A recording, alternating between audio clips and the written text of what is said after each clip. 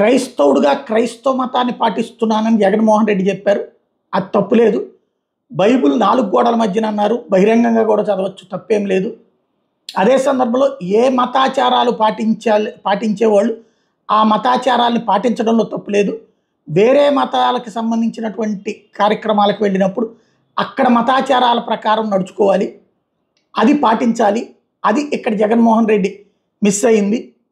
తిరుమల తిరుపతి దేవస్థానానికి సంబంధించి ఒక సంప్రదాయం ఉంది. ఆ సంప్రదాయాన్ని మహామహులు కూడా పాటించారు. ఒక్క జగన్మోహన్ రెడ్డికే ఎందుకు ఎగ్జంప్షన్ రావాలి? ఎందుకు ఆయన అది పాటించరు? ఆ సంప్రదాయాన్ని పాటించడానికి ఎందుకు ఒప్పుకోరు? క్రైస్తవ సంప్రదాయానికి సంబంధించిన వాళ్ళు గుడికి రావద్దని చెప్పలేదు.